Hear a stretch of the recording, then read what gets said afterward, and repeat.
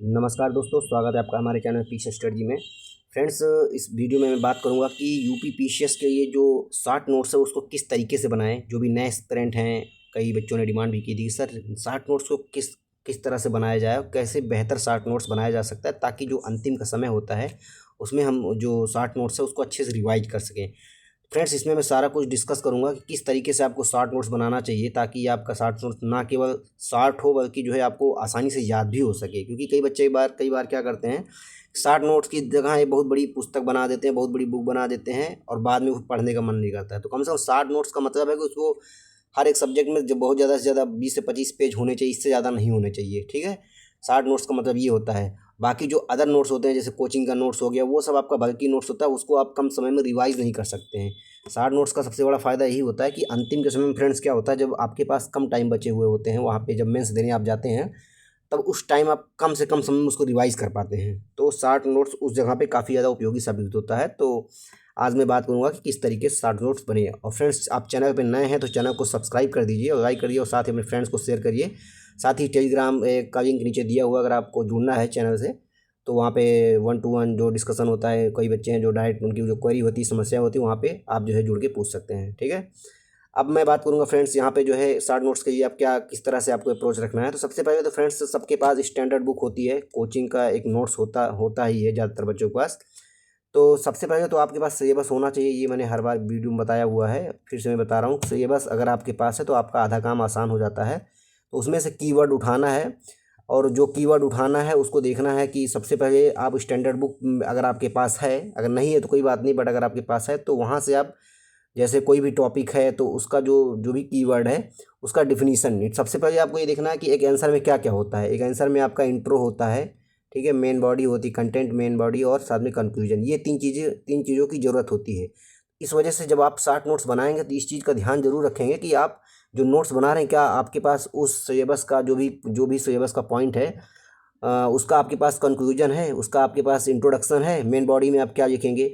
और साथ ही साथ फ्रेंड्स, आपको इस बात का भी ध्यान रखना है कि चूंकि जो भी सिलेबस का पॉइंट होता है वो एक ही एंगल में नहीं पूछा जाता है। अगर उसमें चुनौतियाँ अगर दिखा रहा है, जलवायु परिवर्तन की चुनौतियाँ उसमें है अगर आपके सिलेबस में, तो आपको उसका प्रभाव भी पढ़ना होगा। पॉजिटिव के क्या उसके फ़ायदे, पॉजिटिव में भी पढ़ना है और निगेटिव में भी पढ़ना है, उसके निगेटिव पॉइंट्स क्या होंगे, पॉजिटिव पॉइंट्स क्या होंगे, साथ साथ जो है सरकार द्वारा क्या कदम उठाए गए हैं और क्या जो है आपका क्या सुझाव होगा। ठीक है, तो इस तरीके से आपके पास ये सारे डायमेंशन आपको आपको जो है अपने नोट्स में शामिल करना होगा, ताकि अगर क्वेश्चन किसी भी एंगल से पूछता है एग्जामिनर तो आप आसानी से क्वेश्चन को कर पाएँ। तो ये सब चीज़ें आपको ध्यान रखना है।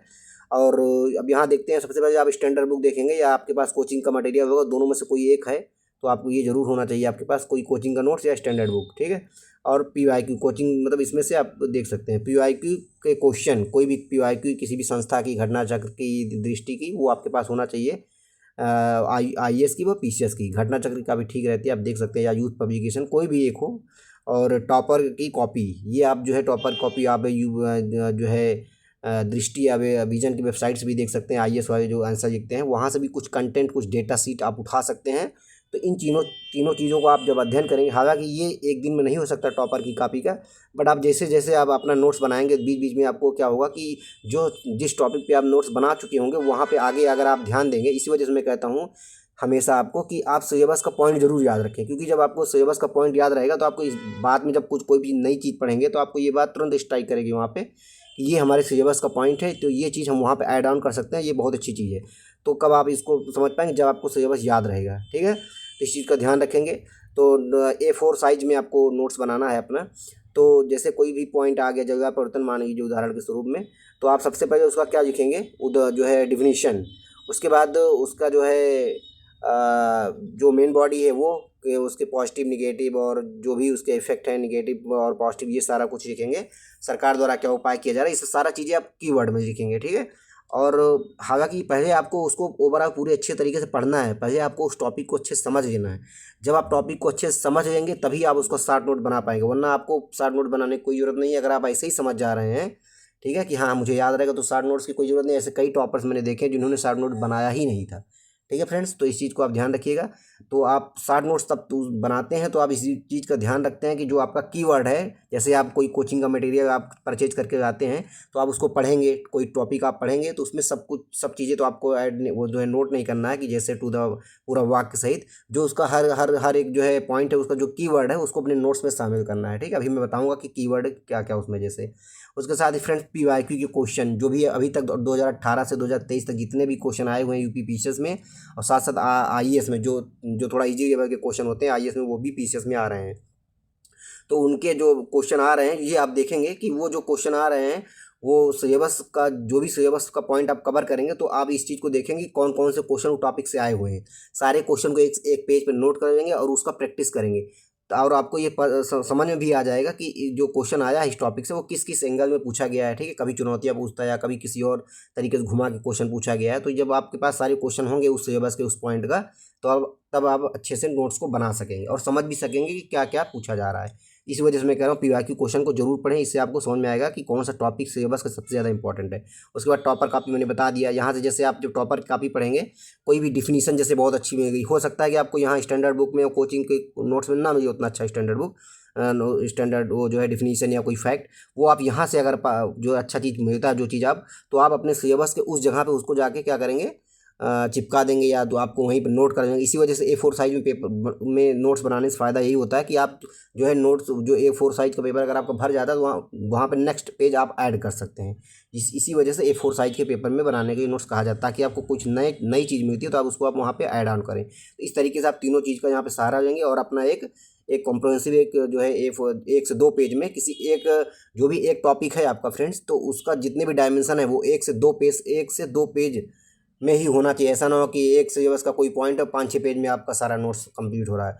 बस बहुत ज़्यादा से ज़्यादा 1 या 2 पेज, 1 से 2 पेज में ही आपका एक जो सिलेबस का पॉइंट है वो होना चाहिए, उसके सारे तो जो पॉइंट है वो कवर हो जाने चाहिए, सारे साथ साथ सारे डायमेंशन।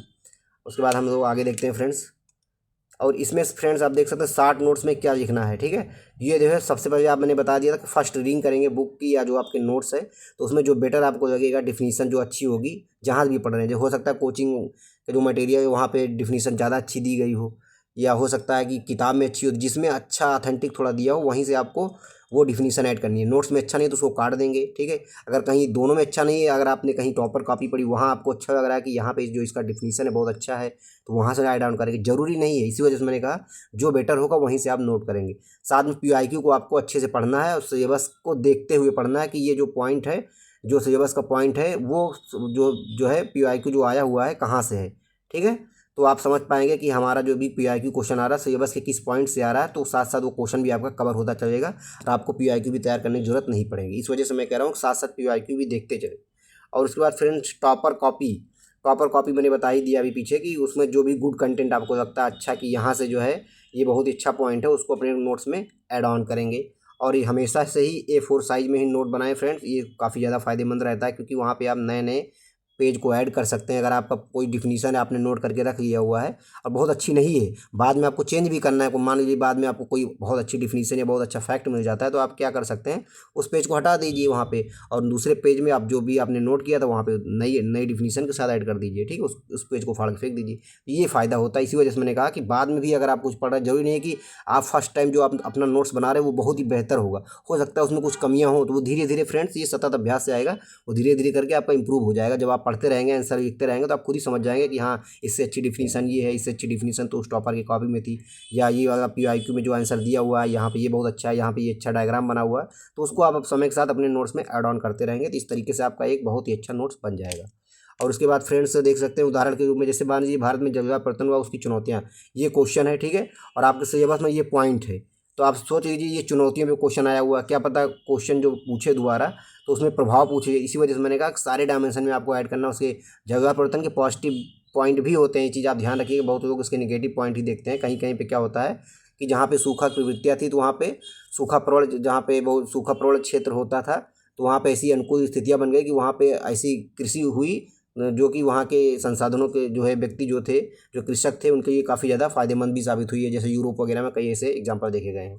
ठीक है, तो इसके कुछ पॉजिटिव पॉइंट और नेगेटिव पॉइंट, और अपने आंसर में फ्रेंड्स जो भी आप वाक्य लिख रहे हैं, जो भी चीज़ आप कह रहे हैं उसमें उदाहरण जरूर डालें। इससे क्या होता है आपके आंसर में जो है क्या होता है कि बहुत ज़्यादा जो आपका आंसर अच्छा हो जाता है उसकी पुष्टि हो जाती है। इसी वजह से अपने क्वेश्चन में उदाहरण जरूर जो है ऐड ऑन करें। और साथ साथ में जैसे कि इसमें चुनौतियाँ पूछा गया तो आपको चुनौतियाँ तो कवर ही करना है। जैसे इससे क्या हो रहा है, अब जैसे कीवर्ड में क्या लिखेंगे, इसी तरह से मरुस्थलीकरण में वृद्धि हो रही है तो यहाँ पे किसी भी संस्था द्वारा एक डेटा आपको एक उदाहरण में होना चाहिए। ठीक है, मरुस्थलीकरण में वृद्धि ऐसे एरो से दिखा देंगे आप। बस आपको कुछ नहीं लिखा कि मरुस्थलीकरण में वृद्धि हो रही है, ये वाक्य नहीं लिखना, बस मरुस्थलीकरण में एरो दिखा देंगे। अगर कमी हो रही तो ऐसे दिखा देंगे डाउन करके, साथ में नीचे उसका एक डेटा। या एक दूसरा तरीका भी होता है, कई बच्चे क्या करते हैं डेटा शीट बना लेते हैं फ्रेंड्स, तो आप डेटा शीट भी बना सकते हैं। हर एक पॉइंट का सिलेबस का वहाँ पे डेटा फैक्ट, जैसे जलवायु परिवर्तन का आधे पेज में बना लिया, वहाँ पे जो भी होगा आपका डेटा। ठीक है, उसी तरीके से मरुस्थलीकरण का, उसी तरीके से कृषि का, उसमें कृषि के सभी सारे एंगल डेटा, किसी में उत्पादन बढ़ रहा है कितना है, वर्तमान में कृषि उत्पादन कितना है, कृषि में क्या क्या जो है वो जो भी आंकड़े हैं वो आपके पास रहना चाहिए, कितने लोग कृषि में लगे हुए हैं। तो इससे क्या होगा, जब भी आप आंसर देंगे तो आप अपने डेटा को बार बार रिवाइज किए रहेंगे तो आपको याद आ जाएगा। या दूसरा तरीका ये भी है कि नोट्स बनाते समय आप जो है यहाँ पे ऐड ऑन करते चलें। हालांकि ये बेहतर ऑप्शन नहीं होता, क्योंकि बाद में जो है क्या होता है कि डेटा पुराना हो जाता है तो फिर आपका नोट्स बेकार हो सकता है। इस वजह से कोशिश ये करिए कि डेटा का जो है अलग से आप एक एक पॉइंट का जो है नोट्स बनाइए। ठीक है, कृषि का अलग से रहेगा, जलवायु परिवर्तन का अलग से रहेगा, और उसमें जो है बहुत सी जो एंगल होते हैं, जो है महिलाओं के सशक्तिकरण का अलग से रहेगा। तो इस तरीके से आप जो है पेपर थर्ड का अलग रहेगा। तो हर पेपर वाइज आप एक डेटा शीट बना लीजिए और उसका उपयोग अपने आंसर में करते रहिए, तो इससे अभ्यास से आ जाएगा। उसके साथ फ्रेंड देख देख ग्लेशियर में धीरे धीरे ग्लेशियर पिघल रही है चुनौतियों में, तो यहाँ पे उदाहरण दे सकते हैं कि A76 आपने देखा होगा अंटार्कटिका में एक बहुत बड़ा विशाल ग्लेशियर जो अभी टूट के बिखर गया है। ठीक है, तो ये मुझे करंट से ही याद था, तो वहाँ पे आप देखिए इसको ऐसे दिखा सकते हैं। ठीक है, किस संस्था द्वारा बताया गया था, UNFCCC द्वारा ये बताया गया था। तो इस तरीके से जब आप ऐसे उदाहरण को अपने आंसर में ऐड करेंगे तभी आपको अच्छा नंबर मिलेगा। और साथ में सरकार के पॉजिटिव पॉइंट और सरकार द्वारा जो राष्ट्रीय स्तर पर क्या कार्य किया जा रहा है, इंटरनेशनल लेवल पे क्या वो जो है कार्य किए गए हैं। ठीक है, ये सब चीज़ें पॉइंट आपको बताने होंगे। और उसके बाद डिफिनीसन होनी चाहिए एक आपके आंसर में, जलवायु परिवर्तन की डिफिनीसन, साथ में एक डेटा। जिस भी तरह से आपको जो भी आपको ज़रूरत हो उसी के अकॉर्डिंग अपने नोट्स में उसको आप रखे रहेंगे, तब आप जो है आंसर में किसी भी ज़रूरत के अकॉर्डिंग उसको यूज कर लेंगे। अगर आपका जो है डेटा लिखना है तो आप डेटा आपके पास रहेगा ही, डेफिनीशन भी आप यहाँ देख सकते हैं। ठीक है, तो इस तरीके से आप अपना नोट्स बनाएंगे तभी बेहतर रहेगा। और साथ ही फ्रेंड्स कंक्लूजन के लिए देखिए यहाँ पे अब आपके नोट्स में सारे कुछ ये चीज़ें डायमेंशन आ जानी चाहिए। कंक्लूजन में देख लीजिए इसका पॉजिटिव पॉइंट है, ठीक, पॉजिटिव पॉइंट, और उसके बाद पॉजिटिव पॉइंट में बताना है कंक्लूजन को।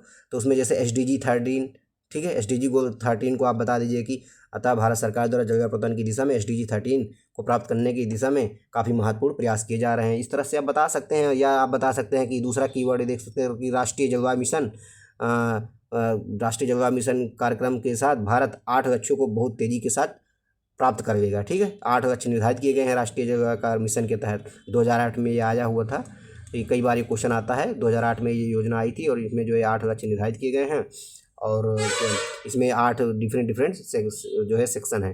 तो फ्रेंड्स इस तरीके से अगर आप जो है अपने नोट्स को तैयार करेंगे और इस तरीके से आप क्वेश्चन को तैयार करेंगे तो निश्चित ही आप जो है बहुत ही अच्छा करेंगे, साथ में मेंस में बहुत ही अच्छा नंबर भी आपको मिलेगा। ठीक है फ्रेंड्स, और आपकी अगर कोई क्वेरी हो तो ज़रूर बताइए, कमेंट करिएगा। और चैनल अगर आप वीडियो आपको अच्छा लगा तो ज़्यादा से ज़्यादा लोगों को शेयर करिए, लाइक करिए, सब्सक्राइब करिए।